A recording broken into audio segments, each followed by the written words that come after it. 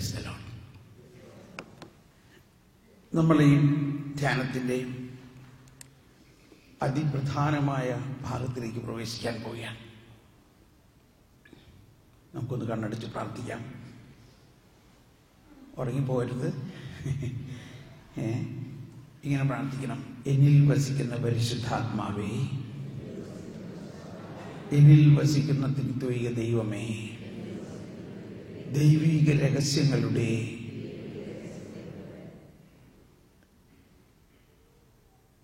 ഉറവിടമേ, എന്നിൽ തുറക്കണമേ, ജ്ഞാനം നൽകണമേ, വെളിവ് നൽകണമേ, ബുദ്ധി നൽകണമേ, വെളിപാട് നൽകണമേ. എന്നിൽ വസിക്കുന്ന പരിശുദ്ധാത്മാവേ, ദൈവിക രഹസ്യങ്ങൾ എനിക്ക് വെളിപ്പെടുത്തി തരണമേ. ജ്ഞാനസ്നാനത്തിലൂടെ എനിക്ക് ലഭിച്ചിരിക്കുന്ന ജ്ഞാനം എന്നിൽ തുറക്കണമേ, എന്നിൽ അഭിഷേകമാക്കണമേ. ജ്ഞാനത്തിൻ ചൈതന്യമേ, ഞങ്ങളിൽ വന്നു നിറഞ്ഞിടണേ. നവ്യമാം ദാനങ്ങളാൽ ഞങ്ങളെ, ദിവ്യമാം ദാനങ്ങളാൽ ഞങ്ങളെ നവ്യരായി മാറ്റണമേ. പരിശുദ്ധാത്മാവേ, ഞങ്ങളിൽ വസിക്കുന്ന പരിശുദ്ധാത്മാവേ,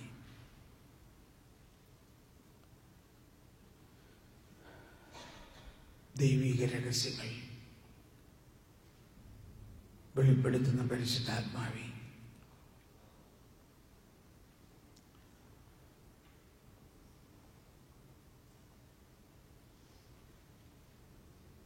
പ്രൈസ് ദി ലോർഡ്.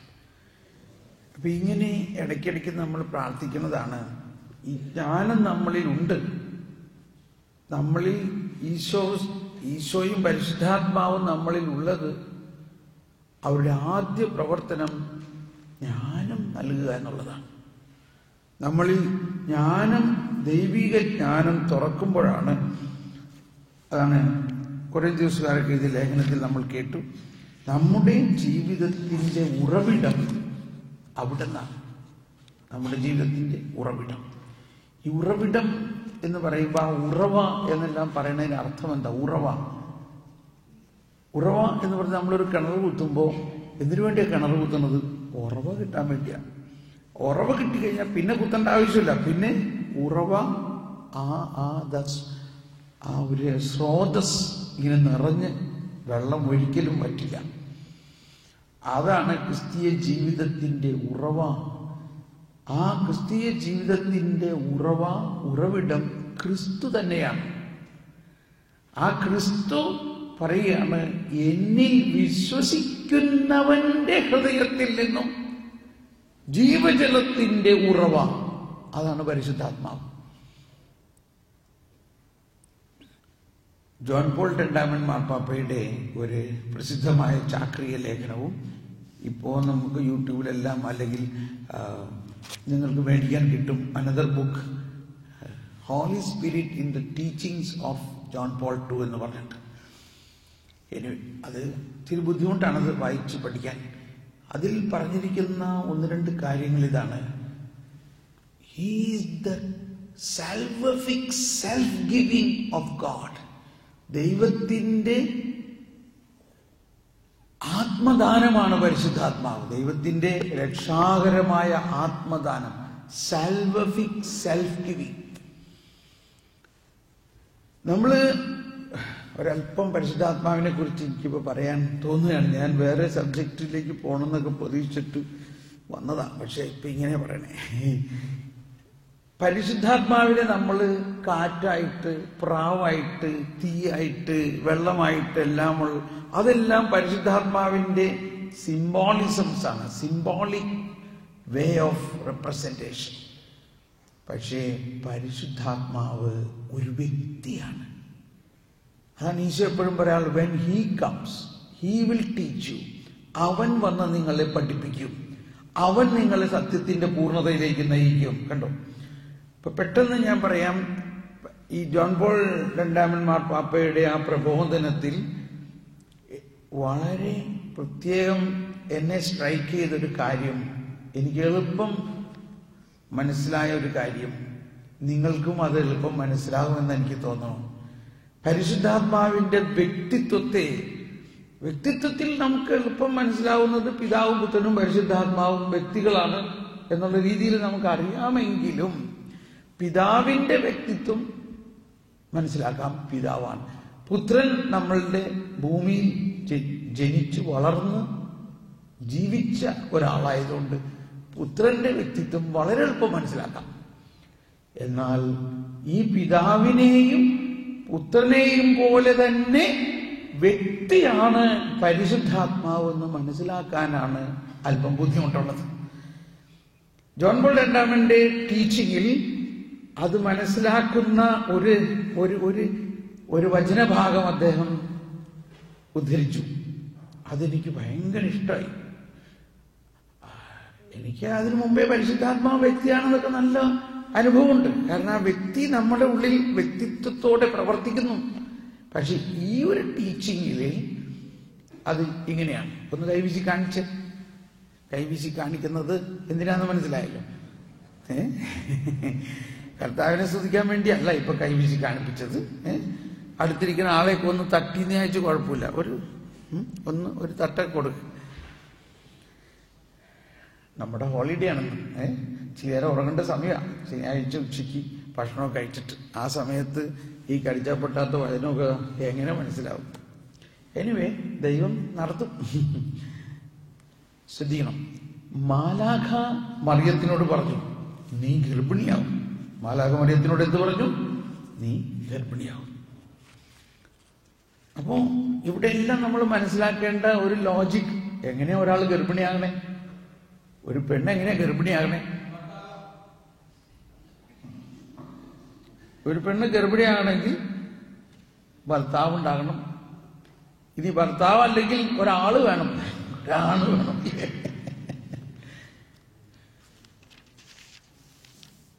അപ്പോ അവൾ ഉടനെ പറയാണ്, മാതാവ് ഉടനെ എന്ത് പറഞ്ഞു? ഞാനൊരു പുരുഷനെ അറിയില്ലല്ലോ, അല്ലേ? എന്ത് പറഞ്ഞു മാതാവ്? ലൂക്ക 1-ാം അധ്യായത്തിൽ, നീ ഗർഭം ധരിച്ച് ഒരു പുത്രനെ പ്രസവിക്കും. 31-ാമത്തെ വചനം. നീ അവന് യേശു എന്ന് പേരിടും. ഭയങ്കര കൃത്യമായിട്ടാണ്. അവൻ വലിയവനായിരിക്കും, അത്യുന്നതന്റെ പുത്രൻ എന്ന് വിളിക്കപ്പെടും. അവന്റെ പിതാവായ ദാവീദിന്റെ സിംഹാസനം ദൈവമായ കർത്താവ് അവന് കൊടുക്കും. ഇതൊക്കെ പറഞ്ഞു. നമുക്കറിയാം. മറിയം ദൂതനോട് പറഞ്ഞു, ഇതെങ്ങനെ സംഭവിക്കും? ഞാൻ പുരുഷനെ അറിയില്ലല്ലോ. ഇനി ഞാൻ ഇതിനെ ആ വ്യക്തിത്വത്തിനെ ഡിഫൈൻ ചെയ്യാൻ വേണ്ടി I am just trying to use another language. ഞാനൊരു വ്യക്തിയെ അറിയില്ലല്ലോ, ഞാനൊരു പുരുഷനെ അറിയില്ലല്ലോ, ഞാനൊരു വ്യക്തിയെ അറിയില്ലല്ലോ. അപ്പൊ ദൂതൻ പറയാണ്, ദൂതൻ മറുപടി പറഞ്ഞു, പരിശുദ്ധാത്മാവ് നിന്റെ മേൽ വരും, അത്യുന്നതന്റെ ശക്തി നിന്റെ മേൽ ആവസിക്കും. ആകയാൽ ജനിക്കാൻ പോകുന്ന ശിശു പരിശുദ്ധൻ ദൈവപുത്രൻ എന്ന് വിളിക്കപ്പെടും. ഇവിടെ ജോൺ പോൾ രണ്ടാമൻ പറയാണ്, ഈ സമയത്ത് മാലാഖ ഇത് പറയുമ്പോൾ, മറിയം പറയാണ് ഞാനൊരു വ്യക്തിയെ അറിയില്ലല്ലോ എന്ന് പറയുമ്പോ ഉടനെ മാലാഖ പറയാണ്, പരിശുദ്ധാത്മാവ് നിന്റെ മേൽ ആവസിക്കും. അവനിലൂടെ, ആ പരിശുദ്ധാത്മാവിലൂടെയാണ് നീ ഗർഭിണിയാകാൻ പോകുന്നതെന്ന് പറഞ്ഞപ്പോൾ ജോൺ പോൾ രണ്ടാമൻ പറയാണ്, മറിയത്തിന്റെ ആത്മാവിൽ പരിശുദ്ധാത്മാവെന്ന ആ വ്യക്തിയുടെ ഏറ്റവും ഉന്നതമായ ഒരവസ്ഥാവിശേഷത്തെ നിവേശിപ്പിച്ചു. അത് അവളുടെ ആത്മാവിൽ നിറഞ്ഞു. പരിശുദ്ധാത്മാവെന്ന ആ വ്യക്തി ഇപ്പോൾ മറിയത്തിൽ പ്രവർത്തിച്ച് മറിയം പരിശുദ്ധാത്മാവിലൂടെ ഗർഭിണിയാകും. അപ്പൊ മറിയം പരിശുദ്ധാത്മാവിലൂടെ ഗർഭിണിയാവുന്നു എന്നുള്ളത് നമ്മുടെ വിശ്വാസ പ്രമാണത്തിൽ നമ്മൾ പറയുന്നത് ഇല്ലേ? ആ പോയിന്റിലാണ് പരിശുദ്ധാത്മാവിന്റെ വ്യക്തിത്വത്തെ ഏറ്റവും ശക്തമായി നമുക്ക് അനുഭവമാകുന്നത്. ഇപ്പൊ എളുപ്പം മനസ്സിലാവുന്നില്ലേ ഇല്ലേ? പരിശുദ്ധാത്മാവിന്റെ വ്യക്തിത്വം. ഇപ്പൊ നമ്മൾ അപ്പനാണ്, നമ്മൾ ചിലർ അമ്മയാണ്. നമുക്കറിയാം ഈ വ്യക്തിത്വമാണ് ഒരു വ്യക്തിയെ ആ ഗർഭസ്ഥ അവസ്ഥ എന്ന് പറയുന്നത്.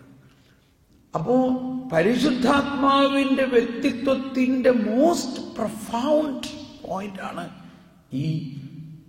ഈ ഇൻകാർണേഷനിൽ, അല്ലെങ്കിൽ മാലാഖ മാതാവിനോട് പറഞ്ഞപ്പോ നമ്മൾ മനസ്സിലാക്കേണ്ടത്.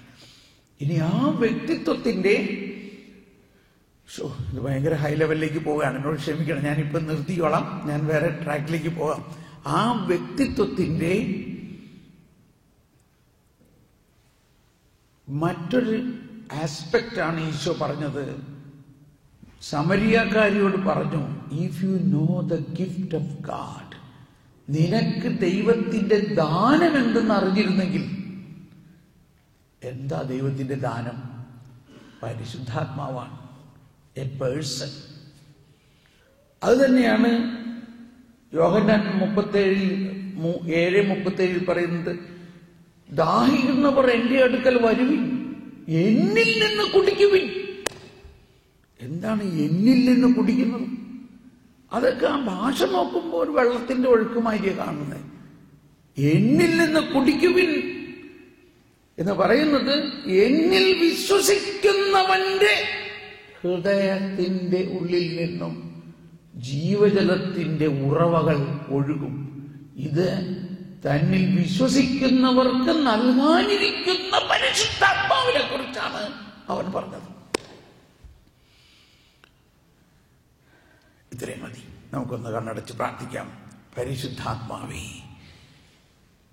എനിക്ക് ദൈവം തന്ന ഏറ്റവും വലിയ ദാനമാണ് the holy spirit, a person.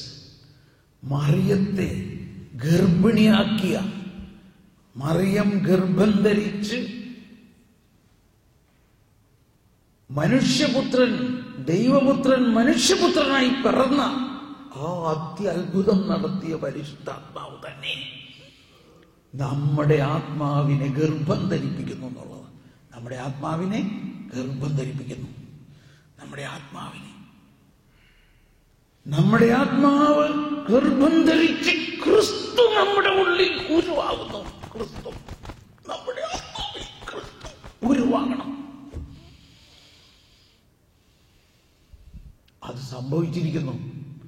നമ്മളതൊന്ന് realise ചെയ്താൽ മാത്രം മതി. It is already, you are already pregnant with holy spirit in your soul. നമ്മുടെ ആത്മാവിൽ പരിശുദ്ധാത്മാവ് നിറഞ്ഞു, ക്രിസ്തു രൂപം കൊണ്ടിരിക്കുന്നു. അവനാണ് ക്രിസ്ത്യാനി. എന്നിൽ വിശ്വസിക്കുന്നവന്റെ ഹൃദയത്തിന്റെ ഉള്ളിൽ നിന്നും എന്ത് സംഭവിക്കും? പരിശുദ്ധാത്മാവ് അവനിൽ നിറയും. ഇതെല്ലാം വരാനിരിക്കുന്ന സംഭവമല്ല. പരിശുദ്ധാത്മാവെ പറന്നിറങ്ങണമെന്ന് പറയേണ്ട ആവശ്യമില്ല. ജ്ഞാനസ്നാനത്തിലൂടെയും സ്ഥൈര്യലേപനത്തിലൂടെയും വിശുദ്ധ കുർബാനയിലൂടെയും ഇതെല്ലാം നമ്മളിൽ സംഭവിച്ചിരിക്കുന്നത് നമ്മൾ റിയലൈസ് ചെയ്താൽ മതി. അതാണ് ഈശോ പറഞ്ഞത്, സീക്ക് യു ഷാൽ ഫൈൻഡ്. നീ കണ്ടെത്തണം, നമ്മുടെ ഉള്ളിലുണ്ട്. നമുക്കൊന്ന് സ്തുതിച്ച് പ്രാർത്ഥിക്കാം. പരിശുദ്ധാത്മാവേ സ്തോത്രം. ഹല്ലേലൂയ, ഹല്ലേലൂയ, ഹല്ലേലൂയ. ഒന്നെല്ലാവരും ഒന്ന് ഉച്ചത്തിലൊന്ന് സ്തുതിച്ച്, ഒന്ന് എഴുന്നേറ്റ് നിന്നൊന്ന് സ്തുതിച്ച്, ഒന്ന് എഴുന്നേറ്റ് നിന്ന് സ്വതന്ത്രമായൊന്ന് സ്തുതിച്ച്, ഒന്ന് കൈകൊട്ടി സ്തുതിച്ച്. ഹല്ലേലൂയ, ഹല്ലേലൂയ, ഹല്ലേലൂയ, ഹല്ലേലൂയ, ഹല്ലേലൂയ, ഹല്ലേലൂയ, ഹല്ലേലൂയ, ഹല്ലേലൂയ,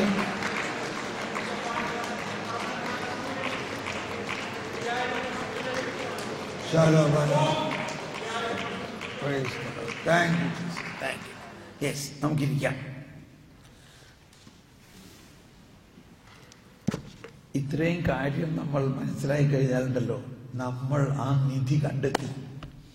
ഇനി ഇതിനെ നമ്മൾ ഡെവലപ്പ് ചെയ്യാനായിട്ട് നമ്മൾ തന്നെ വർക്കൗട്ട് ചെയ്യണം കുറെ കാര്യങ്ങൾ. ഓക്കെ, ഇനി നമ്മളുടെ പ്രധാന തീമിലേക്ക് നമ്മൾ വരികയാണ്. ഞാൻ ഇടയ്ക്കിടയ്ക്ക് അതിനെക്കുറിച്ച് പറഞ്ഞു. പക്ഷെ ഈ കരുണ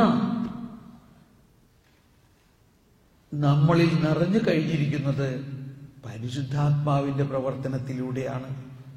ഈശോയുടെ രക്ഷാകര സഹനത്തിലൂടെയും പീഠാനുഭവത്തിലൂടെയും സഹനത്തിലൂടെയും കുരിശുമരണത്തിലൂടെയും ഉത്ഥാനത്തിലൂടെയും എല്ലാമാണ് നമ്മളിൽ ഇത് ലഭിച്ചു കഴിഞ്ഞിരിക്കുന്നത്. ഇത് നമ്മുടെ പ്രവൃത്തിയല്ല, ദൈവത്തിന്റെ പ്രവൃത്തിയാണ്. ഇനി ഞാൻ പോകുന്നത് ഇതിന്റെ ആരംഭം മനസ്സിലാക്കണം. കരുണ എവിടെ നിന്ന് ആരംഭിച്ചു? നമ്മൾ പലപ്പോഴും മനസ്സിലാക്കുന്നത് ഈ പഴയ നിയമത്തിൽ ശിക്ഷിക്കുന്ന ഒരു ദൈവത്തെയാണ് പലപ്പോഴും മനസ്സിലാക്കിയിരിക്കുന്നത്. ആ ഒരു സെറ്റിംഗ് നമ്മുടെ മാറണം. നമ്മുടെ ഡിഫോൾട്ട് സെറ്റിംഗ് തന്നെ ചേഞ്ച് ആവണം. മനസ്സിലായോ? ഡിഫോൾട്ട് സെറ്റിംഗ് എന്ന് പറഞ്ഞാൽ കുറച്ചൊക്കെ ഇപ്പം എല്ലാവരും കമ്പ്യൂട്ടറുകാരാണല്ലോ. നമ്മുടെ ഉള്ളിൽ അങ്ങനെ ചെറുപ്പം മുതലേ കിടക്കുന്ന ഒരു സെറ്റിംഗാണ്. ആ സെറ്റിങ്ങിന്റെ ഏറ്റവും പ്രധാന ഒരു സംഭവം, ആദി മാതാപിതാക്കളെ ആദവും ഹവ്വയെയും പാപം ചെയ്ത അവരെ ദൈവം എന്ത് ചെയ്തു? ദൈവം ശിക്ഷിച്ച് പുറത്താക്കി. ഒന്ന് കൈവച്ച് കാണിച്ച് അടുത്തിരിക്കുന്ന ആളുടെ തോളിലൊന്ന് തട്ടിയോ? തട്ടിക്കോ, നീ ധൈര്യമായിട്ട് തട്ടിക്കോ. സ്നേഹമാണ്. തട്ടാത്തതെന്ന് വെച്ചാൽ ഉറങ്ങണവർ ഉറങ്ങിക്കോട്ടെ എന്ന് വിചാരിച്ചിട്ടാണ്. ഇപ്പൊ ആ കരുണ വേണ്ട. ഉറങ്ങണവരെ എണിക്കുവിൻ. ഇതാ വലിയൊരു രഹസ്യം നിങ്ങൾ കേൾക്കാൻ പോവുകയാണ്. നമ്മുടെ ജീവിതത്തിലെ ഇന്നേ വരെ ഉണ്ടായിട്ടുള്ള എല്ലാ കണക്കുകൂട്ടലുകളും മാറ്റിക്കൊണ്ട് നിങ്ങളിപ്പോൾ മനസ്സിലാക്കാൻ പോവുകയാണ് ഒരു കാര്യം. ആദവും ഹവ്വയെയും പുറത്താക്കിയത് ശിക്ഷിക്കാനല്ല. ശ്രദ്ധിക്കണേ, ഇപ്പൊ നിങ്ങൾ സംസാരിക്കല്ലേ, ആരും സംസാരിക്കില്ലേ. ഒരു 5 മിനിറ്റ് ശരിക്ക് കാതുറക്കണം. ഈ ഒരു കാര്യം മനസ്സിലായി കഴിഞ്ഞാൽ ഈ ബൈബിള് മുഴുവന്റെയും അർത്ഥം നിങ്ങൾക്ക് മനസ്സിലാവും. It is like a puzzle, it is like a key.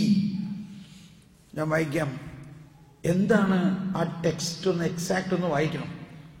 ഉൽപ്പത്തി പുസ്തകത്തിൽ 3-ാം അധ്യായത്തിൽ 23-22 വചനത്തിൽ 21-ാമത്തെ വചനം പറയുന്നത്, അനന്തരം ദൈവമായ കർത്താവ് ആദത്തിനും ഹവ്വയും ധരിക്കാൻ തുകൽ കൊണ്ട് ഉടയാട ഉണ്ടാക്കി കൊടുത്തു.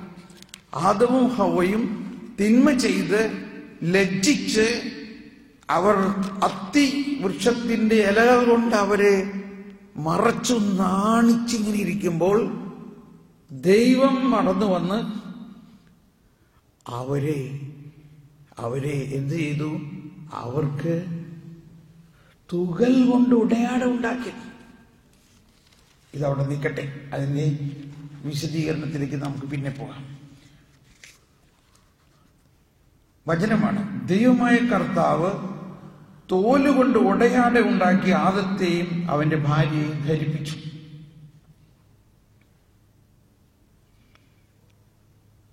ഇനി എല്ലാവരും നേറ്റു പറഞ്ഞ അടുത്ത വചനം. അനന്തരം, എല്ലാവരും 22. അനന്തരം അവിടുന്ന് പറഞ്ഞു, മനുഷ്യനിതാ നന്മയും തിന്മയും അറിഞ്ഞ് നമ്മിൽ ഒരുവനെ പോലെ ആയിരിക്കുന്നു. ഇനി അവൻ കൈ നീട്ടി. എല്ലാവരും ഉച്ചത്തിലൊന്ന് പറഞ്ഞേ, ഒന്ന് ഉച്ചത്തിൽ പറഞ്ഞേ. ഞാൻ പറഞ്ഞു ആദ്യമേം ശബ്ദ था, शब्द ईश्वर के साथ था, शब्द ईश्वर ही था, सुनने से विश्वास उत्पन्न होता है, ഈ പറയുന്ന കാര്യം നിങ്ങൾ ശബ്ദമായി പ്രഘോഷിക്കുമ്പോൾ അത് നിങ്ങളുടെ കാതിലൂടെ ഹൃദയത്തിൽ കയറി വലിയ ഒരു ചലനം ഉണ്ടാക്കാൻ പോവുകയാണിപ്പോൾ. അതുകൊണ്ടുകൂടിയാണ് ഞാൻ പറയുന്നത്, നിങ്ങളൊന്ന് ശബ്ദമുയർത്തും, ഈ വചനം ഉദ്ധരിക്കൂ. എല്ലാവരും ഒന്നുകൂടി. ഇനി അവൻ കൈനീട്ടി ജീവന്റെ വൃക്ഷത്തിൽ നിന്നുകൂടി പറിച്ചു തിന്ന് അമർത്യനാകാൻ ഇടയാകരുത്. നിങ്ങളുടെ ശബ്ദം എന്റെ സാറ്റിസ്ഫാക്ടറി ലെവൽ ആയിട്ടില്ല, പക്ഷേ കർത്താവിന്റെ കരുണ കൊണ്ട് സ്വീകരിക്കുക. അവൻ കണ്ടിട്ടും കാണുന്നില്ല, അവൻ കേട്ടിട്ടും കേൾക്കുന്നില്ല. എന്നാൽ ഒന്നും കൂടി ഉച്ചത്തിലൊന്ന് പറഞ്ഞു നോക്കി, നിങ്ങൾക്ക് ദൈവം തന്നതാണോ ഈ ശബ്ദം? എന്നാൽ ദൈവത്തിന്റെ വചനത്തെ ഒന്ന് പ്രഘോഷിക്കാനൊന്ന് ഉപയോഗിച്ച് നോക്കിയേ. അല്ല, ഒന്ന് ഒന്നുകൂടി എല്ലാവരും. ഇനി അവൻ കൈനീട്ടി, വെരി ഗുഡ്, ഒന്നുകൂടി. ഇനി അവൻ കൈനീട്ടി ജീവന്റെ വൃക്ഷത്തിൽ നിന്നുകൂടി പറിച്ചു തിന്ന് അമർത്യനാകാൻ ഇടയാകരുത്. കർത്താവ് അവരെ ഏദേൻ തോട്ടത്തിൽ നിന്ന് പുറത്താക്കി. ശ്രദ്ധിക്കണം. ഇപ്പൊ സാധാരണ എല്ലാവരും ഇത് കേൾക്കുമ്പോൾ പറയണം, അപ്പൊ അവിടെ വേറൊരു വൃക്ഷം ഉണ്ടായിരുന്നല്ലേ? വേറൊരു വൃക്ഷവും കൂടി അവിടെ ഉണ്ടായിരുന്നു. എന്തായിരുന്നു ആ വൃക്ഷം? ജീവന്റെ വൃക്ഷം. ഇനിയിപ്പോ ഒരുപാട് ചോദ്യങ്ങൾ വരും, അതിന് നമുക്ക് പിന്നെ ഉത്തരം കണ്ടുപിടിക്കണം. എന്താണ് ഈ ജീവന്റെ വൃക്ഷം? അത് വലിയൊരു കാര്യമാണ്. തൽക്കാലം അതവിടെ നിൽക്കട്ടെ. പക്ഷെ അതിന്റെ ഒരു കാര്യം മനസ്സിലാക്കുക, ജീവന്റെ വൃക്ഷത്തിൽ നിന്ന് പറിച്ച് ഭക്ഷിച്ചാൽ അവൻ അപ്പം തന്നെ അമർത്യനാകും. എന്താണ് അമർത്യനാകുക? And now if he eats the fruit of the tree of life, he will become eternal. He will live forever. अमर हो जाएगा. അപ്പോൾ അമർത്യരായ കഴിഞ്ഞാൽ പിന്നെ അവരെ മാറ്റാൻ പറ്റില്ല. ഇപ്പൊ നമ്മളൊരു കലം ഉണ്ടാക്കി, കൊശവൻ ആ കലം ഉണ്ടാക്കി കഴിഞ്ഞാൽ ഈ കലം ശരിക്കും അതൊന്ന് ഉറയ്ക്കണമെങ്കിൽ എന്ത് വേണം? അത് ചൂളയിലിട്ട് ചുടണം. ചൂളയിലിട്ട് ചുട്ട് കഴിഞ്ഞാൽ പിന്നെ അതിന്റെ ഷേപ്പ് മാറ്റാൻ പറ്റുമോ? മാറ്റാൻ പറ്റില്ല. പക്ഷെ ചൂളയിൽ ഇടുന്നതിന് മുമ്പ് അത് ശരിയായില്ല, അതുകൊണ്ട് അതിന്റെ ഷേപ്പ് ഒന്ന് മാറ്റണമെന്നുണ്ടെങ്കിൽ അത് വീണ്ടും അത് ചെളിയാക്കിയിട്ട് വീണ്ടും കറക്കി നമുക്ക് വീണ്ടും കലമാക്കി ചെയ്യാം.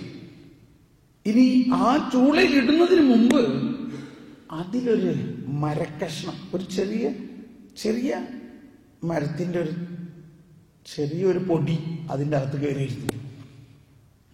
ഒരു ഇറുക്കിലി കഷ്ണം അതുമ്പോൾ കയറി. അത് കണ്ടില്ല, ചൂളയിലിട്ടു. ഇപ്പൊ എന്ത് സംഭവിക്കും? ആ കലത്തിന് എന്ത് സംഭവിക്കും? കലത്തിന് തുളയിട്ടാവും. ആ ഈർക്കിലി ചൂളയിലിടുമ്പോ എന്ത് സംഭവിക്കും? ഈർക്കിലി കത്തിപ്പോവും. അതിലുണ്ടായിരുന്ന തുള അങ്ങനെ തന്നെ ഇരിക്കും. ഇനി ആ തുള അടയ്ക്കാൻ പറ്റുമോ? ഇനി ആ തുള അടയ്ക്കാൻ പറ്റില്ല. ഇനിയിപ്പോ കലം എന്താവും? കലം തുളയുള്ള കലമായിട്ട് മാറും.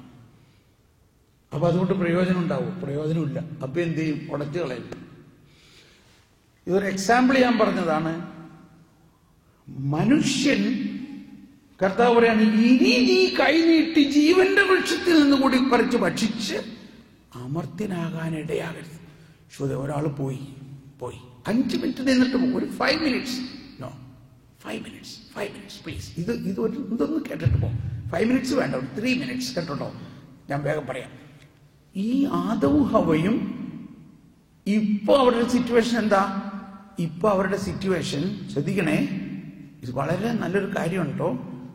ഇപ്പൊ അവരുടെ സിറ്റുവേഷൻ, അവർ പാപം ചെയ്ത് അവരുടെ ആത്മാവ് മരിച്ച അവസ്ഥയിലാണ്. അതാണ് ആത്മാവിന്റെ മരണം. ആത്മാവിൽ കൃപയില്ല, ആത്മാവിൽ പൈശാചികത നിറഞ്ഞിരിക്കുന്ന അവസ്ഥയാണ്. ആ പൈശാചികത നിറഞ്ഞിരിക്കുന്ന ആത്മാവ് മരിച്ച അവസ്ഥയിൽ അവർ ജീവന്റെ വൃക്ഷത്തിൽ കൂടി പറിച്ച് ഭക്ഷിച്ച് തിന്നാൽ എന്ത് സംഭവിക്കും?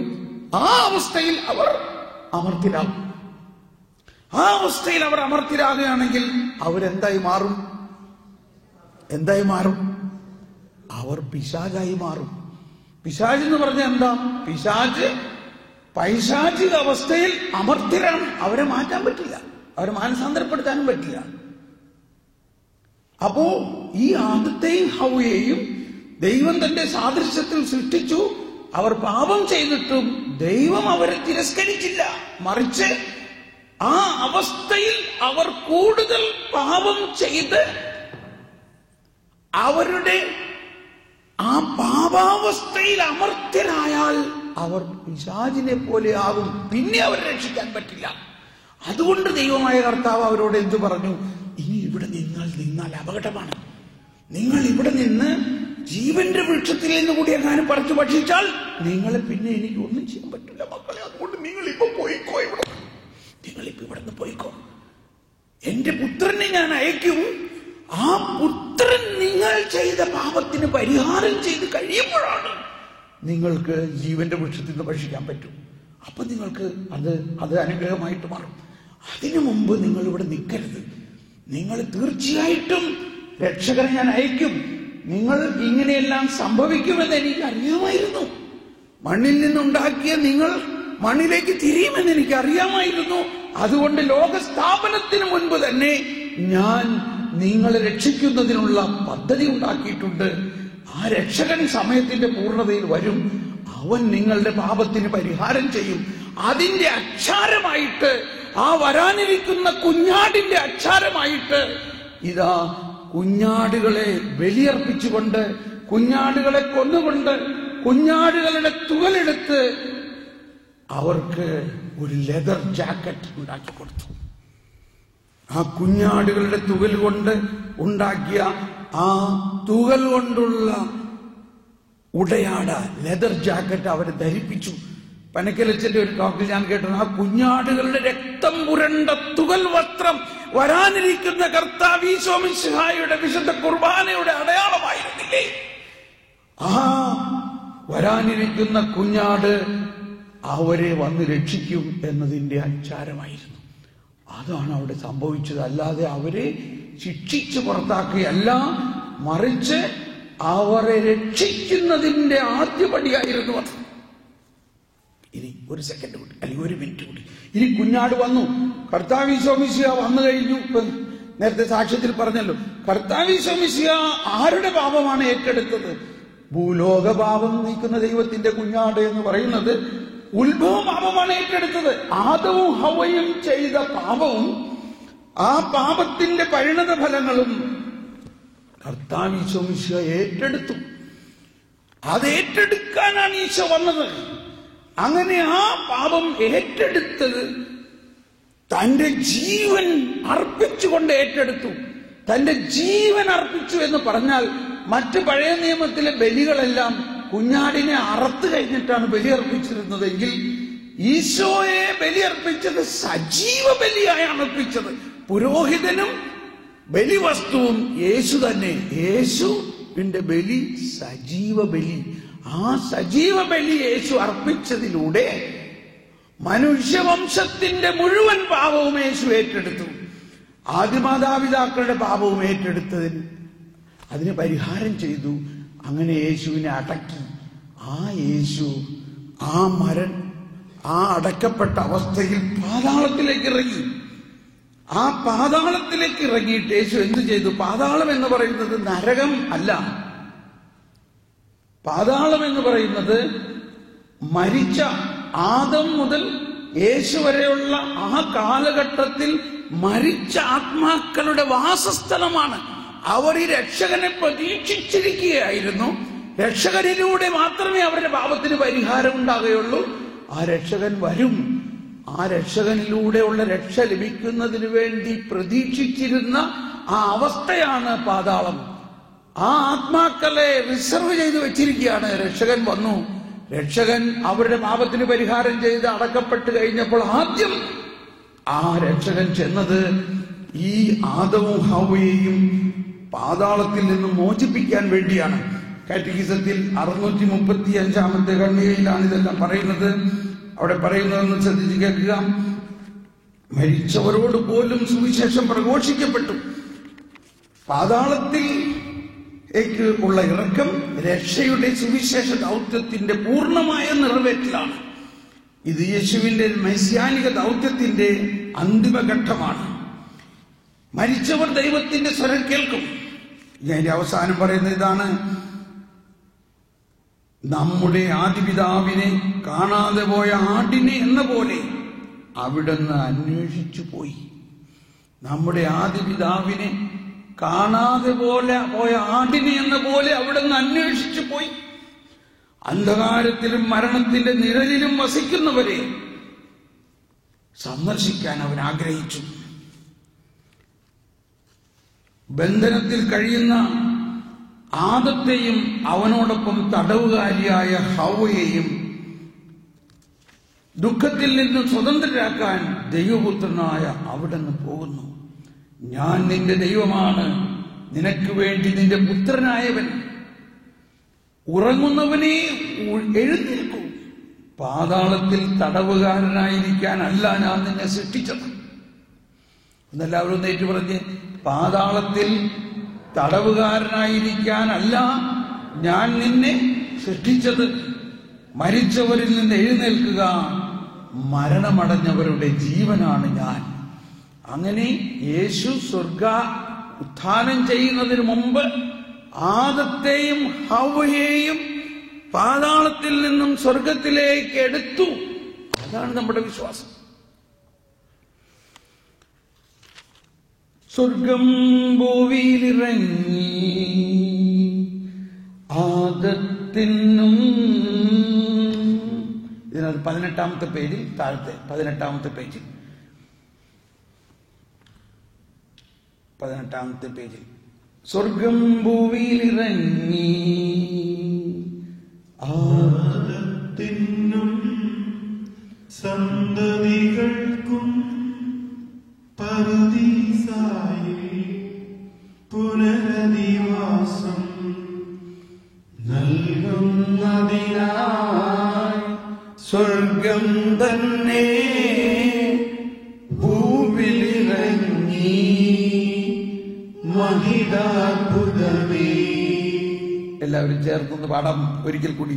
സ്വർഗം ഭൂമിയിലിറങ്ങി ആദത്തിനും സന്തതികൾക്കും പറുദീസായി പുനരധിവാസം നൽകുന്നതിനായി സ്വർഗം തന്നെ ഭൂവിലിറങ്ങി മഹിതാത്ഭുതമേ.